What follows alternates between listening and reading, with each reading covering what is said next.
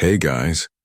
In today's video, you will learn the impressive story of Hector Villalobos, a renowned doctor who, after being clinically dead for 55 minutes, had a near-death experience that completely changed his life. Not only did he come back to life, but he also brought with him a prophetic vision about the future of humanity, linked to the closing of the Paris 2024 Olympics. Get ready for an exciting story full of twists and turns. And if you're not yet subscribed to the channel, don't forget to subscribe and activate the bell so you don't miss any news. My name is Hector Villalobos, and for many years, I have been known as one of the best cardiologists in Spain. He worked at the Virgen del Rocío Hospital in Seville, where he supervised 7 departments.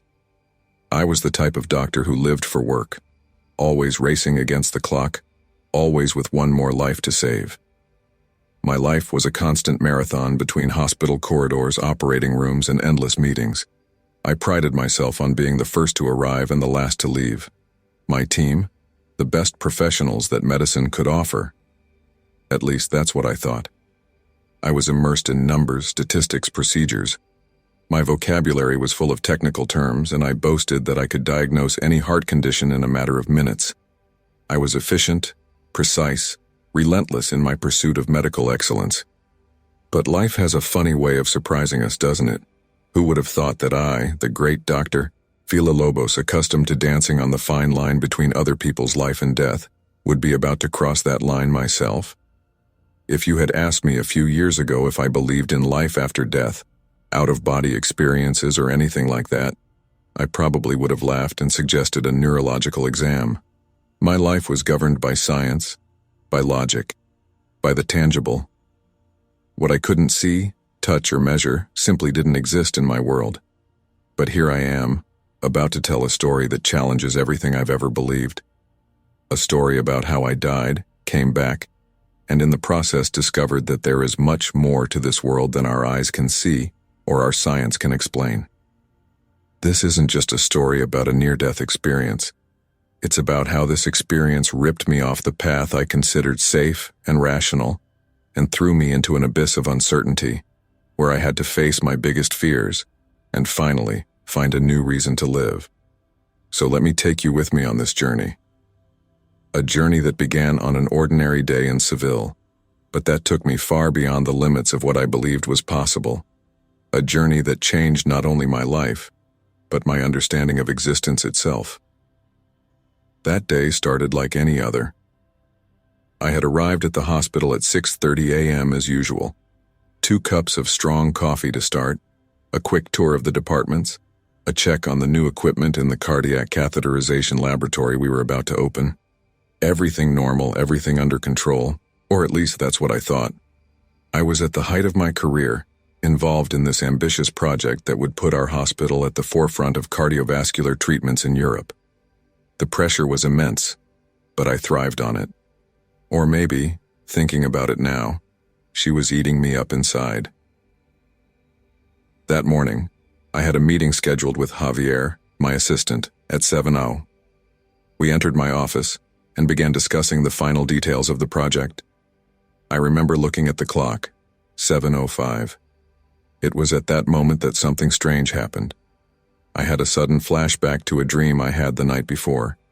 In the dream, I was exactly in that situation, sitting at my table, talking to Javier. And then, in the dream, I would get up and walk to the black bookshelf in the corner of the room. And he died.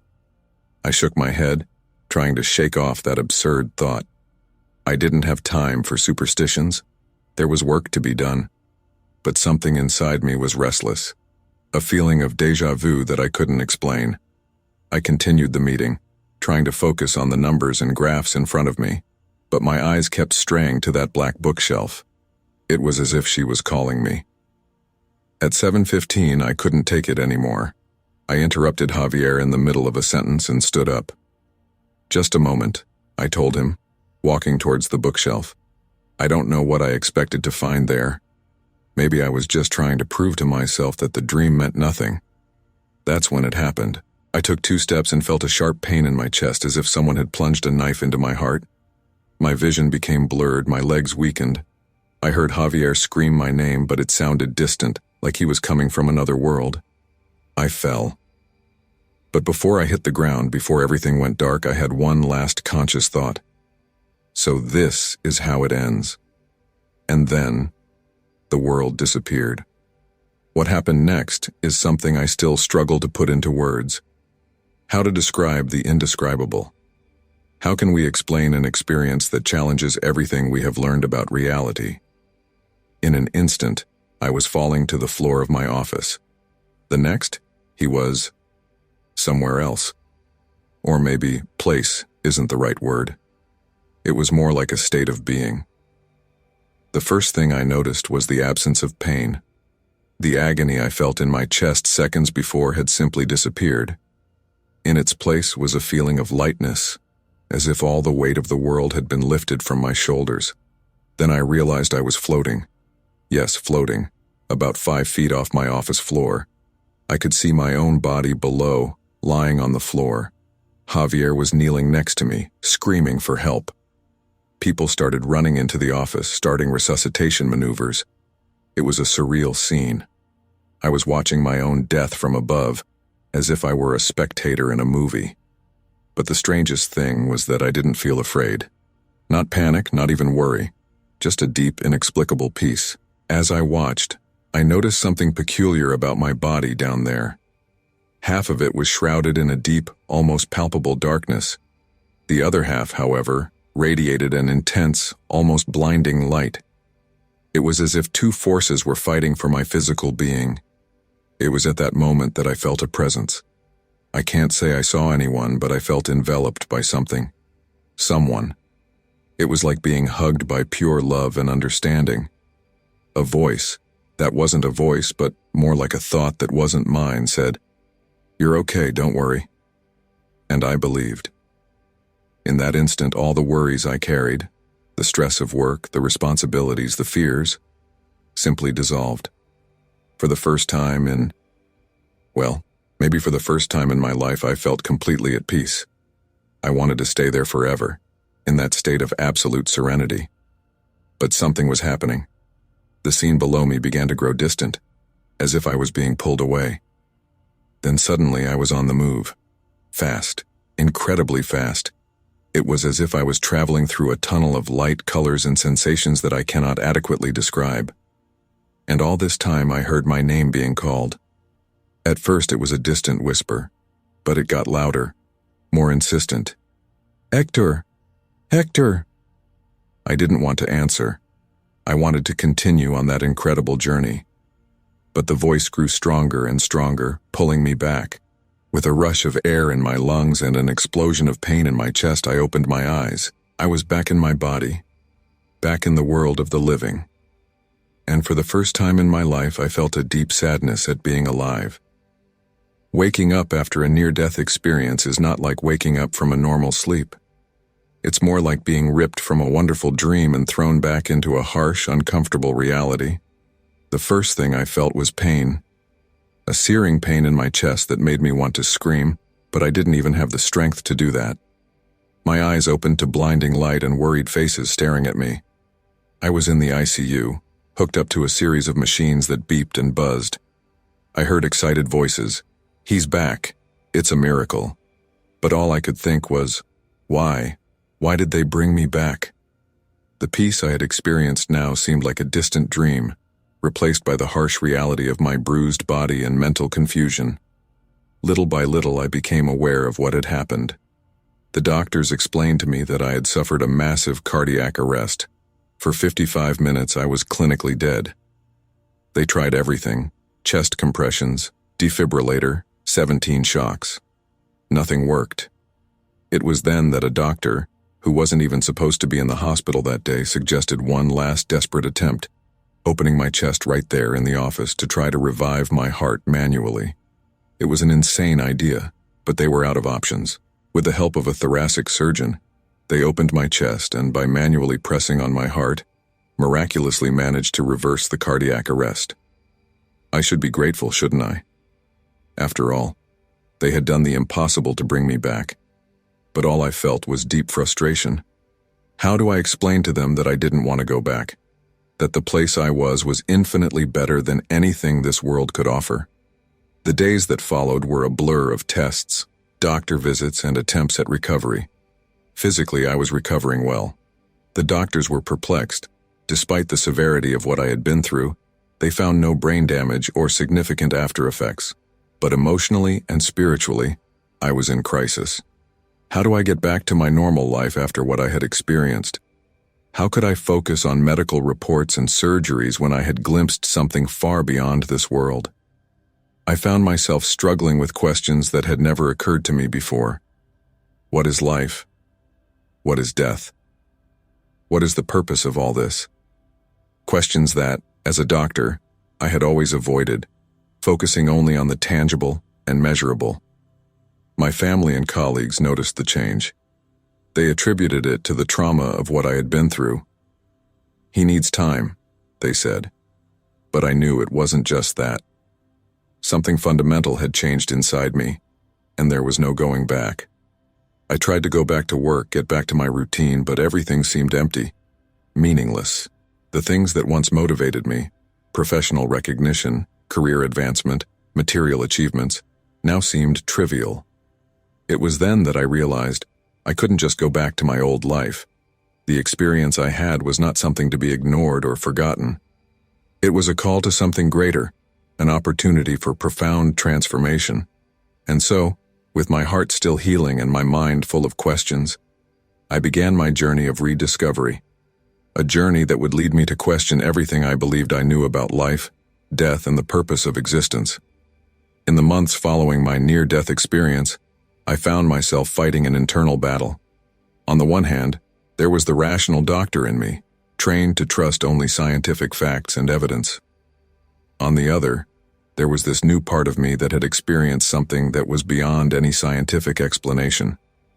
I wanted to share what I had experienced, but how? How could I explain something that challenged everything I had learned and taught throughout my career? I was afraid that if I talked about it, people would think I was crazy. After all, I myself would have doubted if someone had told me a similar story before. So for a long time I kept everything to myself. I continued my life externally as if nothing had changed. I went to work, fulfilled my obligations, smiled at family gatherings.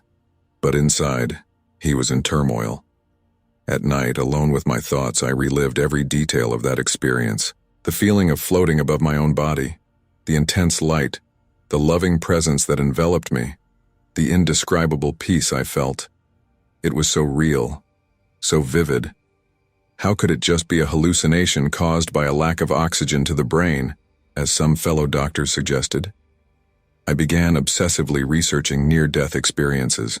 I read books, scientific articles, reports from other people. I found that many of the things I experienced were common in other accounts. The feeling of leaving the body, the tunnel of light, the feeling of deep peace.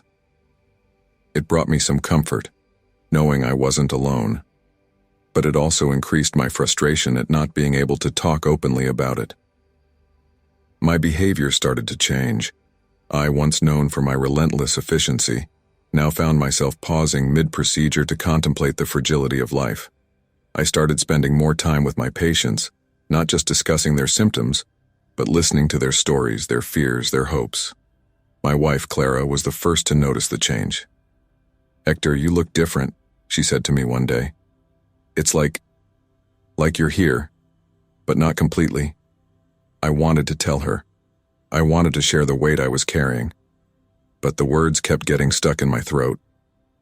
It was during a particularly difficult surgery that I realized I couldn't go on like this any longer. We were fighting to save the life of a man who had suffered a serious heart attack. As we worked frantically, I found myself thinking, what if we let him go? What if what awaits him on the other side is better than this? This thought shocked me. I realized that my experience was not only affecting me, but potentially putting the lives of my patients at risk. I needed to talk. I needed to share. I needed to understand.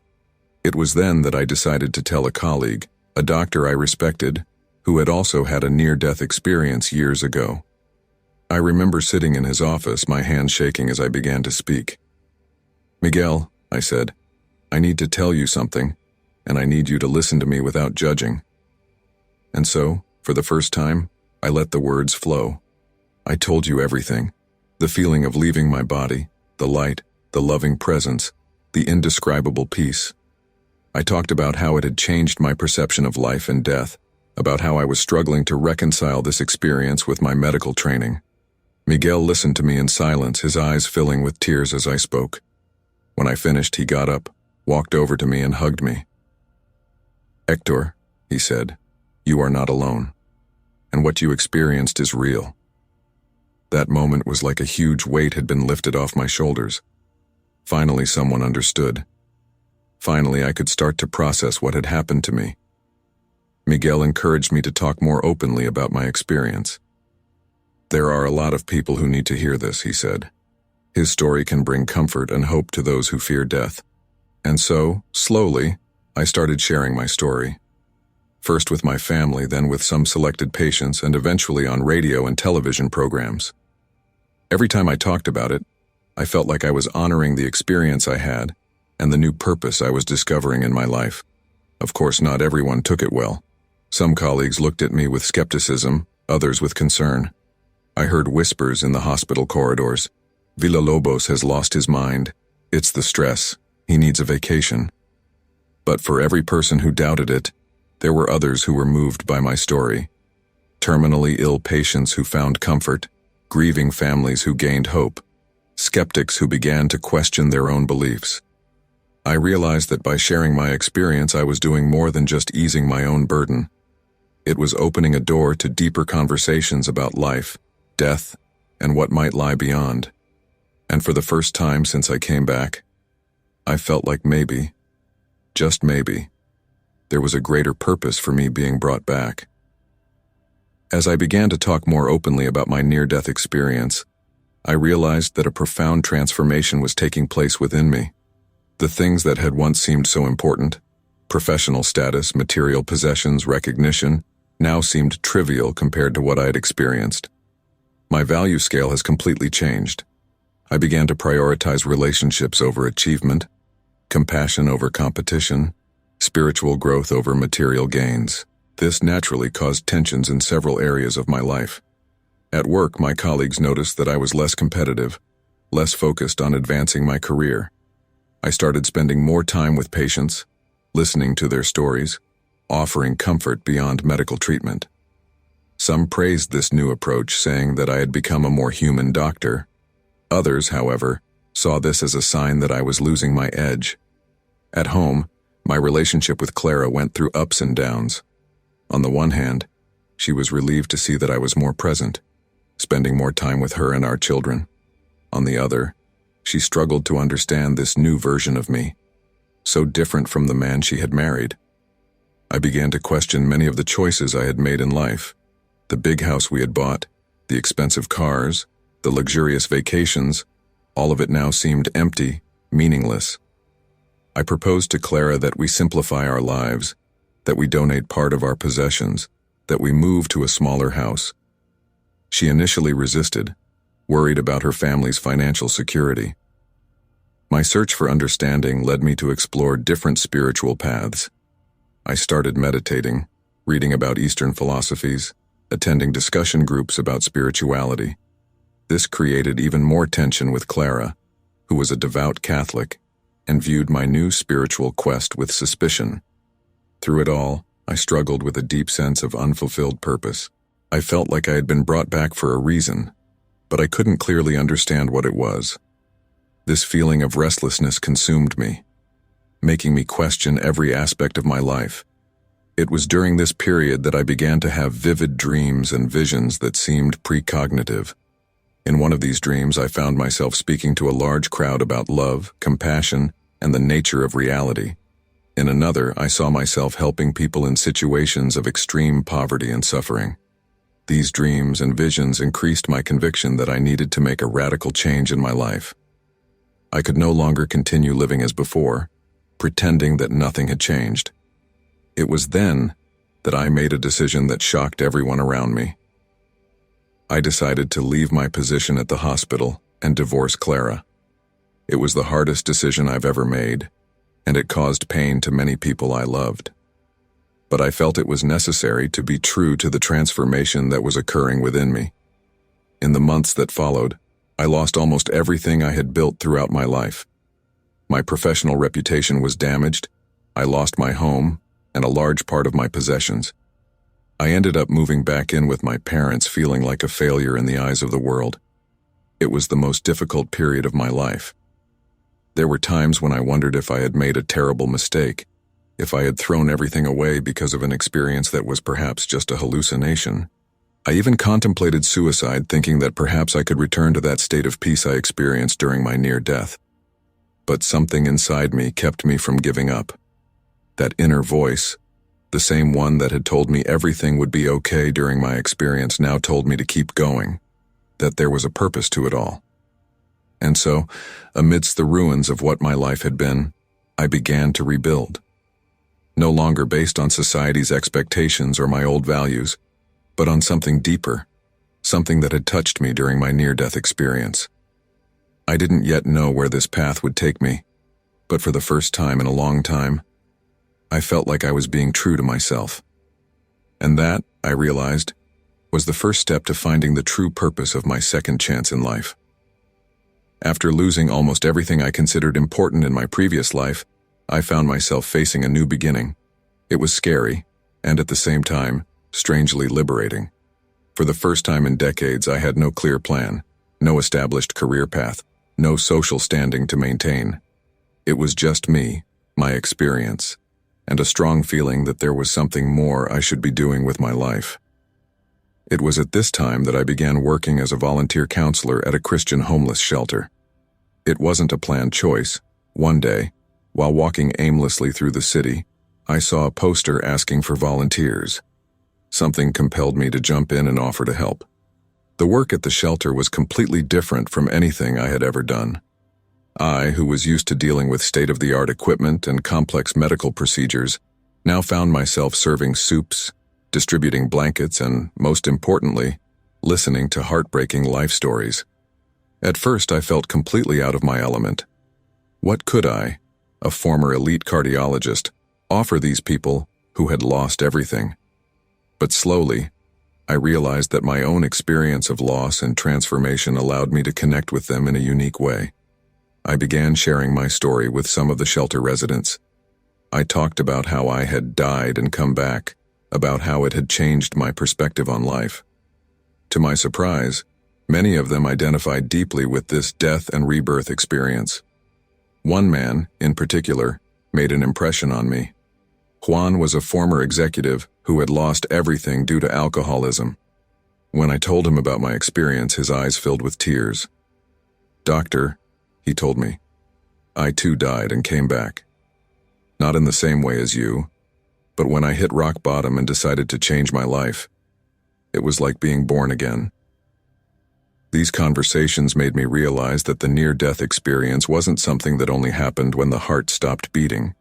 Many people experienced metaphorical deaths in their lives, profound losses, radical changes, moments of intense transformation. And just like me, they struggled to find meaning and purpose after these experiences. I started organizing discussion groups at the shelter where people could share their death and rebirth stories. These groups became a space of healing and hope, where people who had lost everything could find new meaning in their lives. It was during one of these sessions that I had an epiphany. A 24-year-old drug addict told me something that changed everything. "Doctor, maybe your mission is to help people like us who have nothing left find a new beginning, just like you are doing." Those words hit me like lightning. Suddenly, everything became clear. My near-death experience, the subsequent loss of everything I valued, my search for a new purpose. All of this prepared me to help others who were going through their own deaths and rebirths. Unfortunately, the young man who gave me this revelation died of an overdose the following night. His death shook me deeply, but it also solidified my resolve. I realized that there were so many people in need of help, so many lost souls looking for a new meaning in their lives. From that moment on, I dedicated myself entirely to this work. I began studying psychology and counseling. combining my medical knowledge with a more holistic approach to healing. I developed a rehabilitation program that integrated physical, emotional, and spiritual aspects based on the lessons I learned during my near-death experience. The work was challenging and often emotionally exhausting. There were days when I wondered if I was really making a difference. But then I would see the light returning to the eyes of someone who had lost hope, or hear someone say they had finally found a purpose for living, and I knew I was on the right path. Little by little, my life began to gain a new meaning.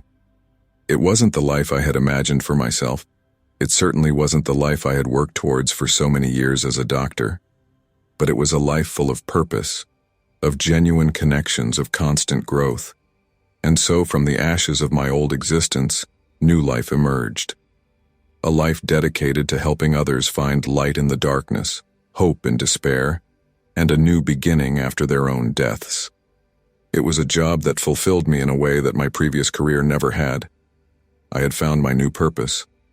Or maybe I thought this had been the purpose all along, and my near-death experience was just the path to get me there. As I delved deeper into my new work of helping people find meaning after life-changing experiences, I started to notice something strange. It was as if my near-death experience had opened a channel of perception that I hadn't had before. I began to have vivid dreams and visions that seemed precognitive. At first I tried to ignore them, chalking them up to stress or my overactive imagination. But over time it became difficult to deny that something unusual was happening. One of the first incidents that made me question myself was when I dreamed about an old hospital colleague, someone I hadn't spoken to in years. In the dream, he was in an operating room, fighting to save a patient's life. I woke up with an inexplicable feeling of urgency. That same morning, I received news that this colleague had suffered a heart attack during a complicated surgery. This type of coincidence began to repeat itself with disturbing frequency.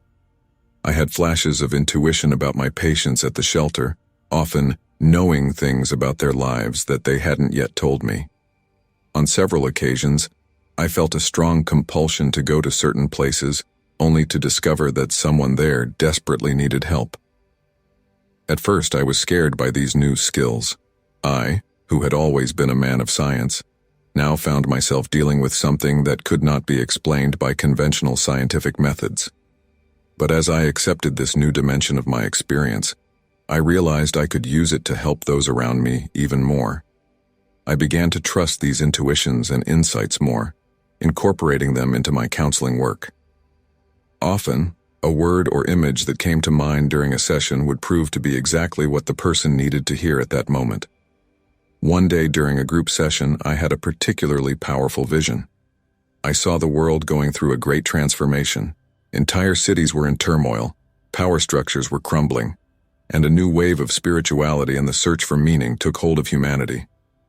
At the heart of this vision, I saw the conclusion of the Paris Olympics in 2024 as a turning point, a symbolic moment that would mark the beginning of this new era. The sight left me stunned. It was so vivid, so real, that I couldn't ignore it. I started talking about it with some people close to me, including some of my patients at the shelter. To my surprise, many of them reported having similar dreams or intuitions.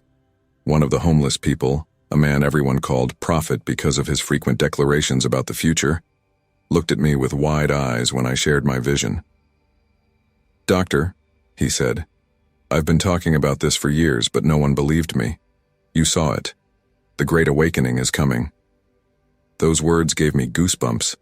I realized that what I was experiencing was not something isolated, but part of a larger movement, a shift in collective consciousness that was just beginning.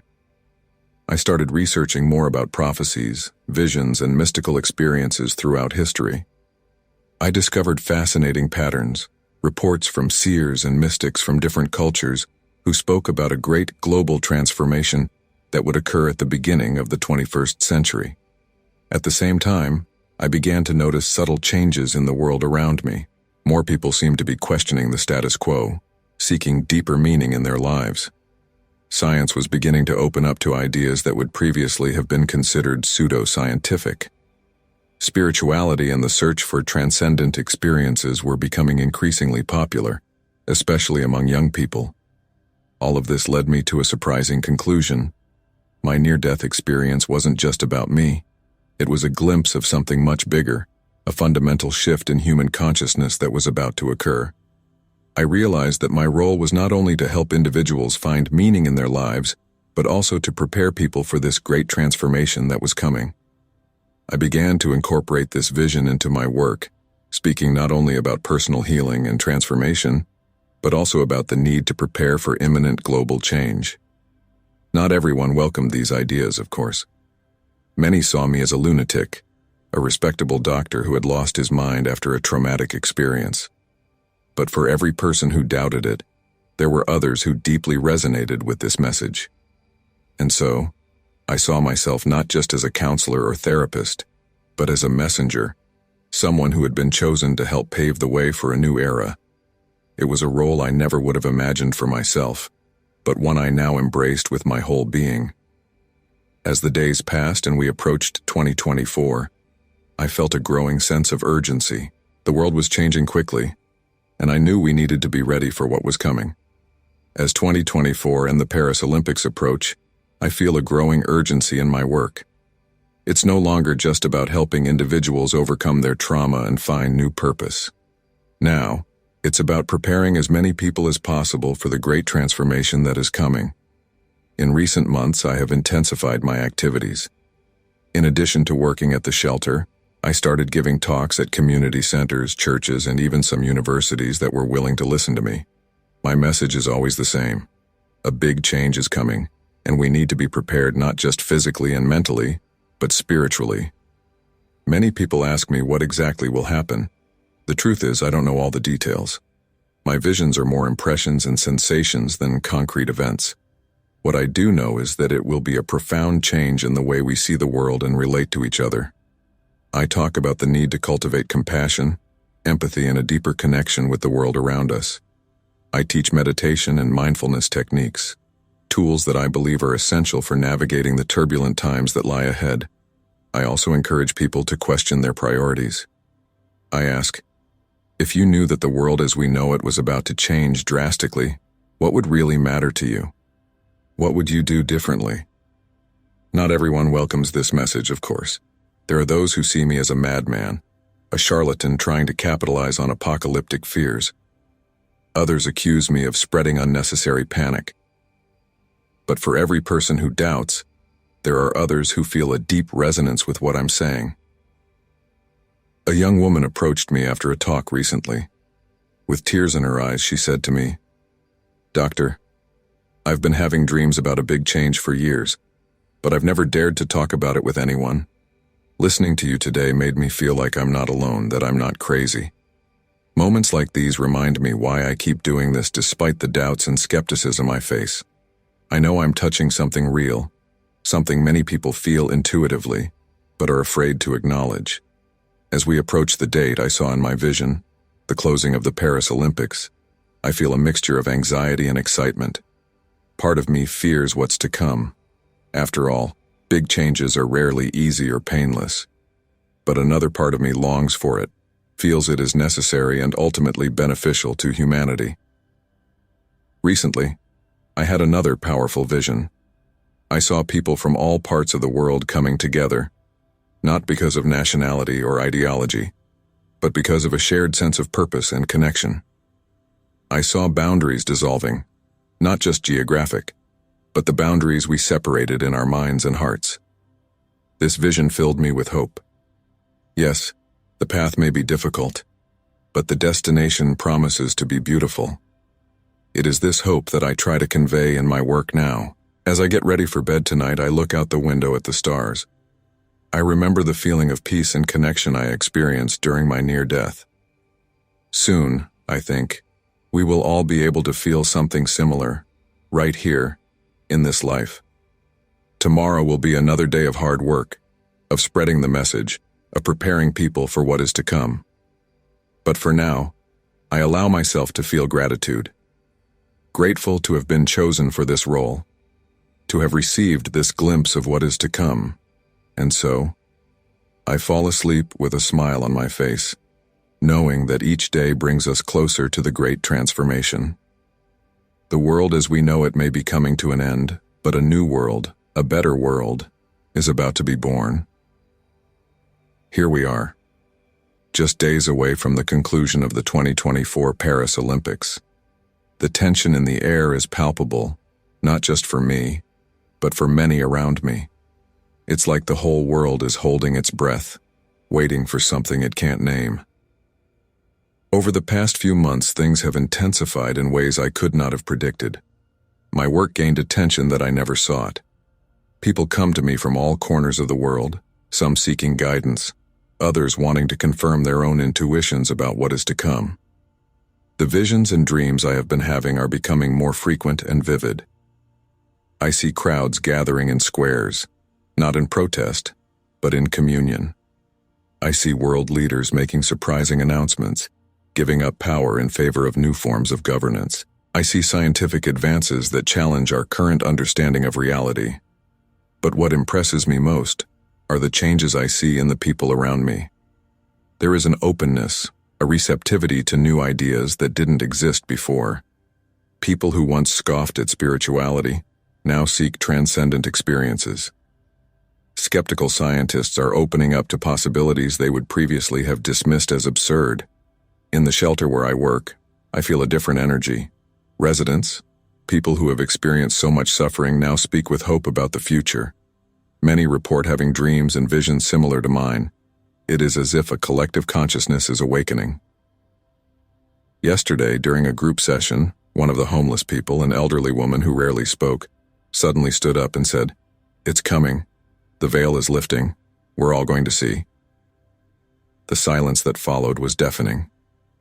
As I prepare to watch the Olympics closing ceremony tonight, I feel a mix of emotions. There is excitement, yes, but also apprehension. What exactly will happen? What will this great transformation be like? Are we really prepared? I remember the peace I felt during my near-death experience, that feeling of being enveloped in unconditional love. If what's coming is indeed an extension of that, then there's nothing to fear. But I know that the process of transformation is rarely smooth or easy. I don't know exactly what the next days, weeks, or months will bring, but I know that nothing will be the same as before. A new era is dawning here and now.